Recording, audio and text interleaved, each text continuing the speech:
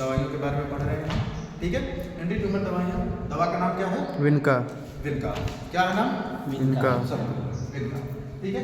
विनका के बारे में हमने इसका इंट्रो पार्ट पढ़ा कि ये एंटी ट्यूमर या फिर एंटी कैंसर दवाइयों के रूप में इनका प्रयोग किया जाता है। सबसे पहले इनका खोज कहाँ पर हुआ था? मेडागास्कर। भारत में भी इसकी खेती होती है, ठीक है। और ये दो प्रकार के पौधे से प्राप्त होते हैं जिनका पुष्प कैसा होता है? सफेद और गुलाबी। गुलाबी कलर का, ठीक है। ये रहा इसका थोड़ा सा इंट्रो पार्ट जो कि आपको पता होना चाहिए, जरूरी नहीं है कि पता ही होना चाहिए, याद रहेगा तो अच्छी बात है, ठीक है। आते हैं इसके बायोलॉजिकल सोर्स के बारे में देखते हैं। बायोलॉजिकल सोर्स इसका क्या है? कैथारा रोजिया नामक ये पौधे से प्राप्त होते हैं, ठीक है। जिनका बायोलॉजिकल सोर्स का मतलब होता है इनका हम सब साइंटिफिक नाम क्या है, ठीक है। तो ये कैथारा रोजेस या विनका रोजेस, जिसकी फैमिली क्या है? एपोसाइनेसी। एपोसाइनेसी नामक कुल के पौधे के एपोसाइनेसी कुल के विनकारोसिया या विनकारोसिस नामक पौधे के तने और पत्तियों से पुष्प से ये दवा प्राप्त होती है, ठीक है। जिसमें दो प्रकार के केमिकल कॉन्स्टिट्यूएंट पाए जाते हैं। कौन कौन से? विनक्रेस्टिन, विनब्लास्टिन। मुख्य ये होता है कि ये जो विनब्लास्टिन होता है ये दो मुख्य प्रकार के और केमिकल से मिलकर के बना हुआ होता है। कौन सा? कैथारैंथीन और विंडोलिन। विंडोलिन, ये दो प्रकार के केमिकल से मिलकर के हमारा विनब्लास्टिन बना हुआ होता है। ये हो गया हमारा मुख्य चीजें। स्ट्रक्चर के बारे में आपको बहुत याद नहीं करना है, स्ट्रक्चर बहुत ज्यादा पूछा नहीं जाता है, ना ही आपको बनाना है। बनाएंगे तो अच्छा है, नहीं बनाएंगे तो कोई दिक्कत नहीं, पेपर में इतना टेंशन नहीं होती, ठीक है। आगे आते हैं, हम सब देखते हैं इसका थेरेप्यूटिक इफेक्ट या फिर इसका चिकित्सीय प्रभाव कहाँ कहाँ हो सकता है, ठीक है।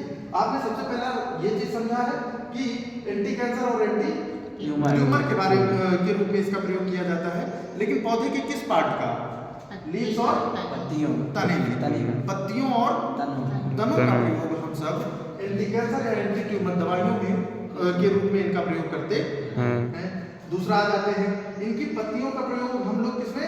डायबिटीज में भी करते हैं। डायबिटीज जब बढ़ी हुई होती है और हाई ब्लड प्रेशर में भी करते हैं, उसमें भी हम इनकी पत्तियों का प्रयोग करते हैं। आगे आते हैं, देखते हैं और इस पेड़ या पौधे या पुष्प का प्रयोग हमारे कहाँ होता है? सेडेटिव, उसमें भी इनका प्रयोग हमारे शरीर में किया जाता है। अगला मसल पेन या डिप्रेशन में किया, मतलब समझ रहे हो? मांसपेशी में दर्द आता है, ऐठन। बहुत लोग जाते हैं जब एक्सरसाइज करते हैं, जिम करते हैं, तो जिसकी वजह से उनकी मसल्स में पेन होने लग जाता है, तब हम लोग इस मतलब विनका दवाइयों का प्रयोग कर सकते हैं। अगला ये है हमारे नोज ब्लीडिंग, मतलब कुछ लोग ऐसे होते हैं जिनकी नाक से खून आता है। दूसरा ब्लीडिंग गम्स कहाँ होती है? ये सोचने वाला गम नहीं है, ठीक है। ये गम मतलब मसूड़े जो होते हैं, मसूड़ों से खून आता है, उसमें भी हम सब इनका प्रयोग करते हैं। दूसरा माउथ अल्सर, मतलब मुंह में कुछ लोगों के घाव बहुत होता है, या फिर जैसे आप सब नॉर्मल भी जब खाना खाते हैं तो दांत से अगर कट जाता है तो कुछ लोगों का तो सही हो जाता है, लेकिन कुछ लोगों का वो चीज लंबे समय तक चलता है, या मुंह में छाले निकल जाते हैं, है ना, तो उसमें भी हम इनका प्रयोग करते हैं।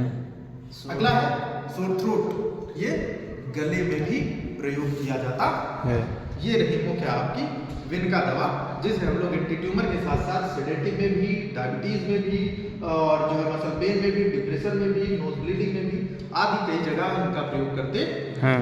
मुख्य आपको दो चीजें याद रखनी है जो अभी केवल इस पेपर के लिए नहीं, फार्मेसी के पेपर, फर्स्ट ईयर के पेपर के लिए नहीं, बल्कि आप किसी भी बड़े लेवल में पेपर देने फार्मेसी का जाएंगे, चाहे वो रेलवे फार्मासिस्ट हो, चाहे किसी और फार्मासिस्ट हो, उसमें आपको ये सारी चीजें याद होना चाहिए।